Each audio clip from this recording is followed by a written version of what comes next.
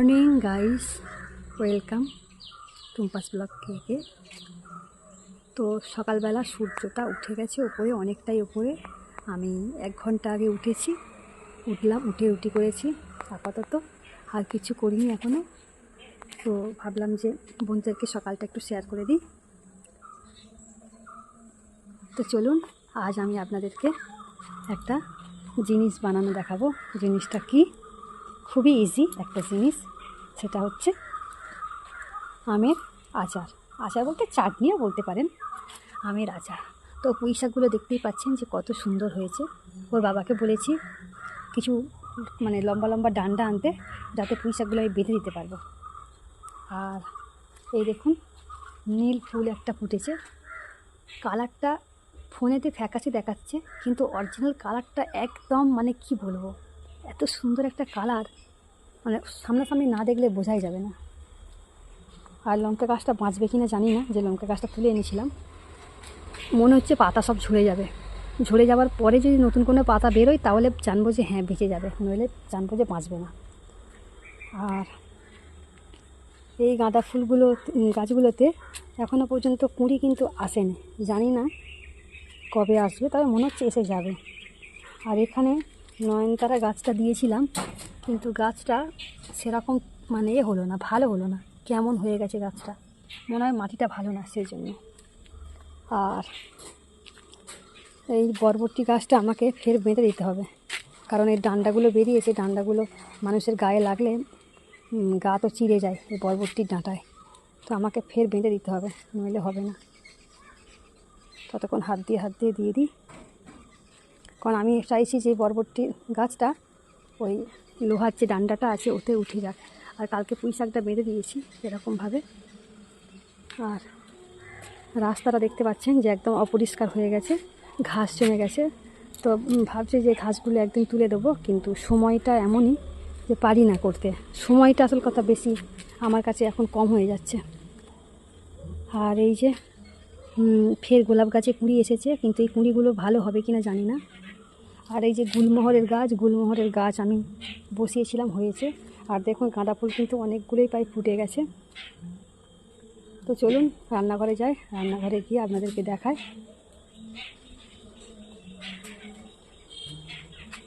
এখানে অপরাজিতা ফুলের গাছের ফুলগুলো কিন্তু সেরকম ভালো হচ্ছে না, কিন্তু ঘরের পিছন দিকে না অপরাজিতা গাছটার ফুল খুব সুন্দর হয়েছে। আর এখানেও গাঁদা ফুল ফুটেছে, কত সুন্দর কালার একটা। এই ফুলের কুঁড়িটার অবস্থা দেখুন কেমন হয়ে গেছে। তো চলুন রান্নাঘরে যাই। আজকাল উঠুন ঝাড়ু লাগাতে লাগবে না, কালকে সন্ধ্যেবেলার দিকে ঝাড়ু লাগিয়েছিলাম, সেই জন্য। এই দেখুন, এই দুটো আম দেবাঞ্জনার বাবা কালকে এনেছে। এই দুটো আমের চাটনি করব। তো চাটনিতে কী কী দেবো সেটা আমি দেখাবো। তো বন্ধুরা, ভেবেছিলাম হয়তো আমটা শক্ত হবে, কিন্তু দেখুন এত লম্বা লম্বা আম হওয়ার সত্ত্বেও এখনও কিন্তু সেরকমভাবে শক্ত হয়নি। তো এই আমগুলো সত্যি কথা আচার করতে খুব ভালো লাগে। গুড় আম করে রাখলে খুব অনেক দিন থাকবে, খুব ভালো খেতেও লাগবে। জানি না দেবাঞ্জন বাবা কোথা থেকে পেয়েছে, যদি এই রকম যদি আরও পেতো তাহলে আমি 1 বছরের জন্য আচার বানিয়ে রেখে দিতাম। কিন্তু 1 বছরের জন্য তো আচার করার মতো আনেনি, তো আমি অল্প মতো এনেছে, তো অল্প মতোরই আমি করবো আর কি।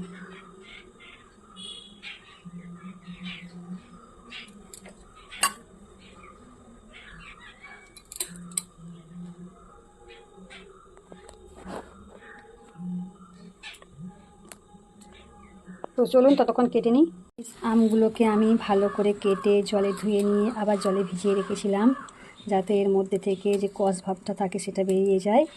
আর এই দেখুন, এদিকে আমি 1 কাপের মতো চিনি নিয়েছি। কাপটা কিন্তু অনেকটা বড়, যদি আরও চিনি লাগে অবশ্যই দেবো। এদিকে দেখুন শুকনো লঙ্কা, মৌরি, আদার রস, আর এদিকে নুন আর হলুদ নিয়ে নিয়েছি। তো কড়াই প্রথমে আমি সর্ষের তেল দেব। সর্ষের তেল দিয়ে এর মধ্যে আমি শুকনো লঙ্কা আর মৌরিটা দিয়ে দেবো। তো দেখুন কড়াই আমি সর্ষের তেল দিয়েছি। আমরা কিন্তু বেশি সর্ষের তেল ইউজ করি না, আমরা সানফ্লাওয়ার অয়েল খাই, আর হচ্ছে কি যে নারকেল তেল খাই। তো সর্ষের তেলটা দিয়ে আচার বানাবো, আচার চাটনি। দেখুন শুকনো লঙ্কা দিয়ে দিচ্ছি, এর মধ্যে মৌরিটাও দিয়ে দিচ্ছি। এবার আমি আমগুলোকে তুলে দেবো।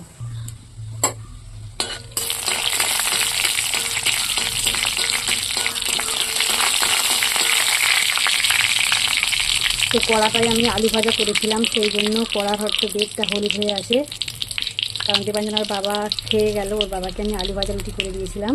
তো ভাবলাম ওই কড়ার মধ্যেই আমি চাটনিটা করে নিই।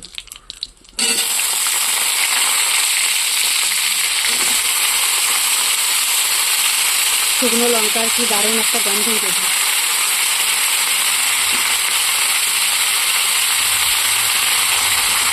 আমি একটু আমের মধ্যে কিন্তু খোলা রেখেছি, সব খোলা বাদ দিয়ে দিই।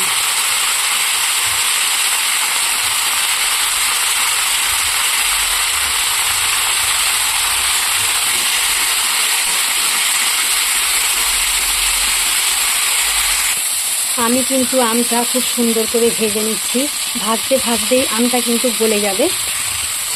তো আমি আরও ভাজবো।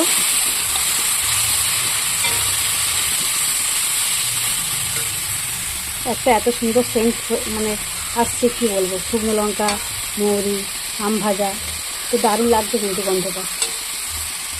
তো আমি এর মধ্যে এবারে হলুদের গুঁড়ো আর নুন দিয়ে দিচ্ছি।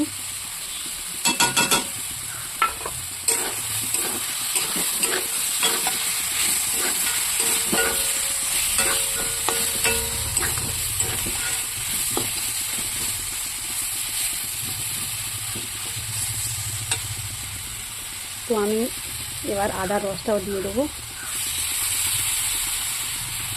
দিয়ে ভালো করে নাড়াচাড়া করব। তো বন্ধুরা, এক হাতে ফোনটা ধরে আছি আর এক হাতে মানে আমটা নাড়াচাড়া করছি, যার জন্য কড়াটা ঘুরে যাচ্ছে।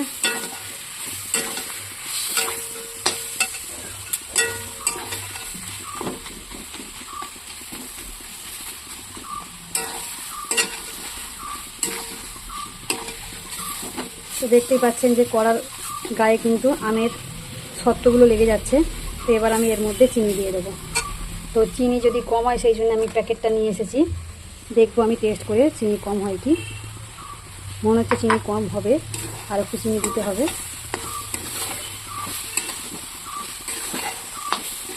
তো আমি আঁচটা একটু কমিয়ে দেবো, আর একটু চিনি দিতে হবে বন্ধুরা। তো আমি একটা বাটি নিই, বাটি করে তুলব।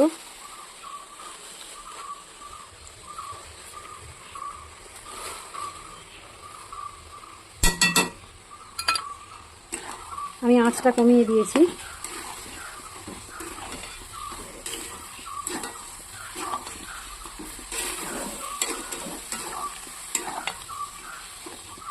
ততক্ষণ চিনিটা গলে যাক।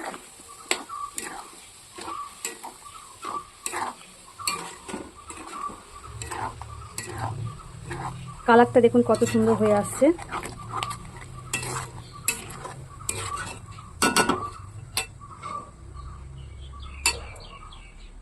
তো ততক্ষণ এটা ফুটে যাক, তারপর আমি দেখাচ্ছি। তো বন্ধুরা, আমের আচার আমার রেডি প্রায়। এটা আমি নামিয়ে রাখবো। তো এটা মোটামুটি আমার 1 সপ্তাহ হয়ে যাবে একটু একটু করে খেতে খেতে। চলুন নামিয়ে নিই। তো কমপ্লিট হয়ে গেছে, দেখতেই পাচ্ছেন কত সুন্দর একটা কালার দাঁড়িয়েছে, আর খেতেও কিন্তু খুব টেস্টি হয়েছে। তো আদার রসটা আর একটু বেশি করে দিলে ভালো হতো, তাহলে আদার যে একটা গন্ধ, সেই গন্ধটা আসতো ভালো, আরও টেস্টি লাগতো। তো চলুন বন্ধুরা, আজকের মতো বিদায় নিচ্ছি। Tata, bye bye. সবাই ভালো থাকবেন, সুস্থ থাকবেন এই কামনা করি।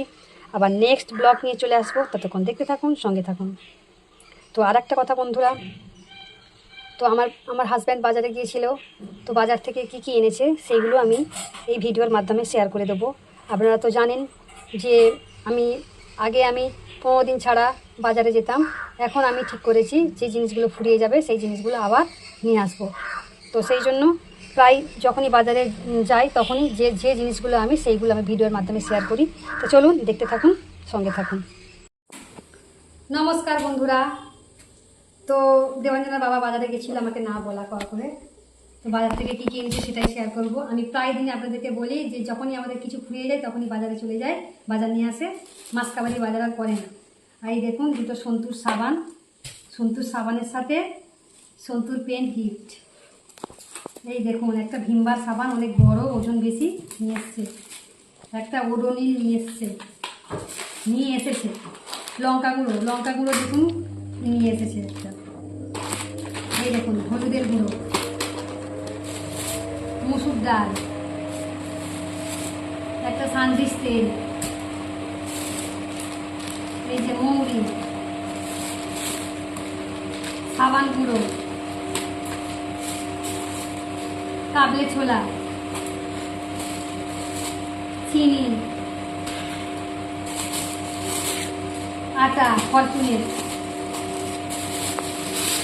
দুটো ফরচুন আটা, একটা ঘি। আমাদের এখানে দেখুন মিলমা কোম্পানির ঘি, খুব সুন্দর খেতে এটা। এটা এখানে সব থেকে মানে ভালো এই ঘিটা। আর এই যে একটা কমপ্লেন, দেবাঞ্জনা ছোট আছে এখনো, সেই জন্য দেবাঞ্জনাটা খাবে। আচ্ছা, তারপরে এটা এনেছে, আপনার দেখাবো, আমি ঢালবো না, মানে এটা হচ্ছে চিচিঙে, এটা লাউ, দুটো চিচিঙে এনেছে। আর তারপর এতে আছে আদা, রসুন, টমেটো, পেঁয়াজ, আলু, এইটুকু। আর তলায় কিছু মনে হচ্ছে নেই, না নেই। তো চলুন, আবার পরে দেখা হচ্ছে অন্য কিছুর সাথে।